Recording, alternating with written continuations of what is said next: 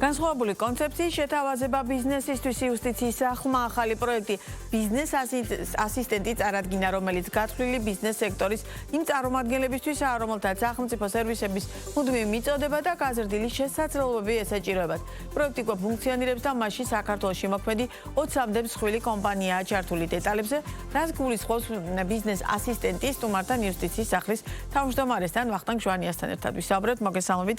ძალიან დიდი მადლობა გაცემაში სტუმრობისთვის. როდესაც პირველად ეს ინფორმაცია გავრცელდა, მათ შორის იყო თქვენი კომენტარიც ამ თემასთან დაკავშირებით და ბიზნეს სექტორის კომენტარიც. მე მაშინ ვთქვი, რომ საკმაოდ საინტერესო პროექტთან გვაქვს საქმე.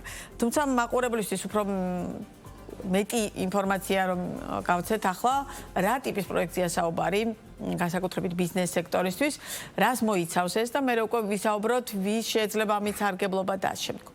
პირველ რიგში მოგესალმებით, მივესალმებით თქვენს მაყურებელს და მადლობა მინდა გადაგიხადოთ ამ თემით დაინტერესებისთვის. რაც შეეხება ბიზნეს ასისტენტს, მოგეხსენებათ, სახელმწიფოს პოლიტიკა არის ის, რომ მაქსიმალურად ხელი შეუწყოს ბიზნესს და გაამარტივოს ის პროცედურები, რომელიც სახელმწიფოსთან არის დაკავშირებული და პირდაპირ ეხება, ასე ვთქვათ, ბიზნესის განვითარებას. თქვენ ასევე მოგეხსენებათ, რომ ის, რომ იუსტიციის სახლი არის დაწესებულება, რომელიც 500-მდე სერვისს გასცემს, როგორც მოქალაქეებისთვის, ისე ბიზნესისთვის. ამიტომ იუსტიციის სახლმა თავიდანვე აირჩია პოლიტიკა, რომ რაც შეიძლება მაქსიმუმი გაეკეთებინა იმისთვის, რომ ბიზნესისთვის გაემარტივებინა ცხოვრება. ესედო საფუძვლად ამ იდეის დაბადებას. რატომ გადაწყვიტეთ კონკრეტულად, რატომ დადგა დღის წესრიგში ბიზნესთან იყო მომართვა? თქვენ დაინახეთ, რომ დავუშვათ ამ მიმართულებით საჭირო იყო სპეციალური ბიზნეს ასისტენტის შექმნა, თუ აი რა იყო მთავარი მამოტივირებელი ამ ნაწილში? კი ბატონო, მოგეხსენებათ, ბიზნესისთვის დრო არის ყველაზე მნიშვნელოვანი რამ. ჩვენს ბუნებრივია ყოველთვიურად ვაწარმოებთ სტატისტიკას და ასევე თვალნათლივ გამოჩნდა ის მოცემულობა, რომ საჭირო იყო რაღაც პროცესების ბევრად უფრო მარტივად შეთავაზება ბიზნესისთვის, იმიტომ რომ დრო არ დაეხარჯათ. ამიტომ, რა თქმა უნდა, ბიზნესაც ჰქონდა ეს ინიციატივა, შეიძლება ამ შინაარსით არა, მაგრამ თავიდან ბოლომდე ჩვენ ფეხი აუყოლეთ, ასე ვთქვათ, ბიზნესის მოთხოვნებს და ინტერესებს და ჩამოვაყალიბეთ პროექტი, რომელიც მიზნად ისახავს იმას, რომ თითოეულ ბიზნესს, რომელიც გადაწყვეტ ჩვენთან ურთიერთობას ამ პროექტის ფარგლებში, ყავდეს თავისი წარმომადგენელი, ასე ვთქვათ, კონსულტანტი, ჩვენი თანამშრომელი. ჩვენ ვუყურებთ კადრებს, როდესაც ადამიანები თითოეულ ბიზნესს როგორც ხვდები, როგორც დავუშვათ, მიდიხართ ფინანსურ ინსტიტუტში და ყავთ თქვენი ადამიანი, რომელიც თქვენ გემსახურება და ახლობთ ანალოგიური სისტემა, ხო?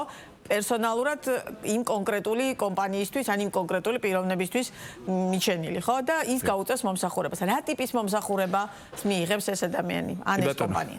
რო დავასრულოთ ის ნაწილი, რითაც დავიწყე საუბარი, ანუ რეალურად ჩვენ მივიღეთ ამ პროექტის მიხედვით ის მოცემულობა, რომ თითოეულ ბიზნესს ყავს თავისი ასისტენტი, ასე ვთქვათ, ჩვენი თანამშრომელი, რომელიც კონსულტაციას უწევს მას, ეხმარება დოკუმენტების შექმნაში, ასევე ვთქვათ, აძლევს კონკრეტულ მითითებებს, ეს ეხება როგორც საჯარო რეესტრის მიმართულებას, ისე სერვისების განვითარების მიმართულებას. აქედან გამომდინარე, საბოლოო განაცხადი, რომელიც უკვე იუსტიციის სახლში კეთდება ბიზნესის მიერ, ბევრად უფრო სრულყოფილია და ალბათობა იმისა, რომ ხარვეზი არ დადგინდეს და საბოლოო სასურველი შედეგი დადგეს, უფრო დიდი. ამიტომ ბიზნესისთვის ეს ბევრად უფრო ხელშესახებს ხდის იმ სერვისებს, რომელიც იუსტიციის სახლში არის და როგორც უკვე გითხარით, 500-მდე არის ასეთი სერვისი.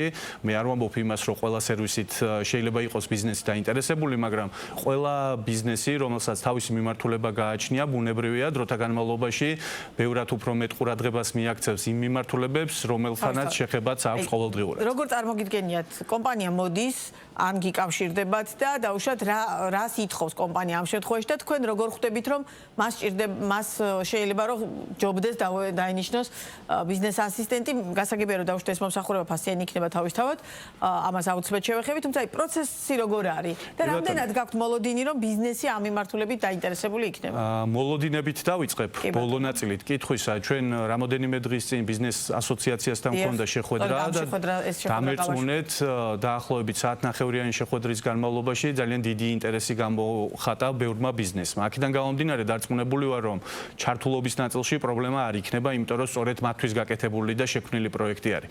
რაც შეეხება თუ როგორ უნდა დაიდენტიფიციროს ბიზნეს ბიზნესმა ჭირდება თუ არა ამ პროექტით სარგებლობა, აქაც ძალიან მარტივია, თუ მას ყოველდღიური ან აქტიური შეხება აქვს იუსტიციის სახლთან და მის თანამშრომელს უწევს მოვიდეს ჩვენთან დატოვოს განცხადება, ფორმა შეავსოს და აქედან გამომდინარე, ასე ვთქვათ, მის ყოველდღიურობაში იუსტიციის სახლი განსაკუთრებულ როლს თამაშობს, ბუნებრივია ავტომატურად ლოგიკურად თუ მიუდგება პროცესებს, გადაწყვეტს რომ ამ პროექტით ისარგებლოს. ამის შემდეგ უკვე ხდება ხელშეკრულების გაფორმება კონკრეტულ ბიზნესთან და გამოიყოფა ერთი ასისტენტი, რომელიც ჩაიბარებს მთელ ამ პროცესს. აქ მნიშვნელოვანი ისიც არის, რომ ეს არ გახლავთ მარტო რაღაც პროცესი, რომელიც კონკრეტული პრობლემის გადაწყვეტასთან შეიძლება იყოს ასოცირებული. ეს არის პროცესი, სადაც ვთქვათ, ჩვენი თანამშრომელი აკეთებს სტატისტიკას და ამ სტატისტიკას უზიარებს ბიზნესს, რომელი სერვისებით ისარგებლა ყველაზე მეტად, რა იყო გამოწვევა, ვთქვათ, ვისი ნაკლები ჩართულობა იყო იმ ხარვეზების მიზეზი და ასე შემდეგ. წარმოგიდგენთ, რამდენმა ბიზნესმა შეიძლება მოგმართოთ ან მოგმართავთ ყოველდღიურად. კი ბატონო, ჩვენთან კადრების ამ ადამიანებმა კადრების გადამზადება თუ გაიარეს თავში ამ პირით. კი, ესენი არიან მოქმედი თანამშრომლები, ჩვენთან ნებისმიერი თანამშრომელი, რომელიც უკვე პროცესში ერთვება მინიმუმ 6 თვის განმავლობაში გადის გადამზადების პროცესს და ასე ვთქვათ, ეხმარება სხვა მოქმედ გამოცდილ თანამშრომლებს, ასევე პროფესიული განვითარების კუთხით ჩვენ ყოველ ძალიან აქტიურად თავაზობთ მათ ვთქვათ ტრენინგებს და ეს ტრენინგები არ ეხება მხოლოდ და მხოლოდ რაღაც ეფექტურ კომუნიკაციას და ასე შემდეგ, ეს არის უფრო სამართლებრივ საკითხებთან დაკავშირებით, რაც შეეხება კადრების ნაწილს, აქ ჩვენ ყველაზე მყარად ვართ, იმიტომ რომ როგორც კი გაჩნდება მოთხოვნა და ეს მოთხოვნა დარწმუნებული ვარ, რომ გაჩნდება, ჩვენ რა თქმა უნდა გვაქვს რეზერვები იმისთვის, რომ შევავსოთ ეს მოთხოვნა და საკადრისი პასუხი გავცეთ. და რაც შეეხება საფასურს, ეს როგორც ხვდები, ფასიანი იქნება ეს მომსახურება და შესაბამისად აი ამ ნაწილში როგორი სურათი გვექნება.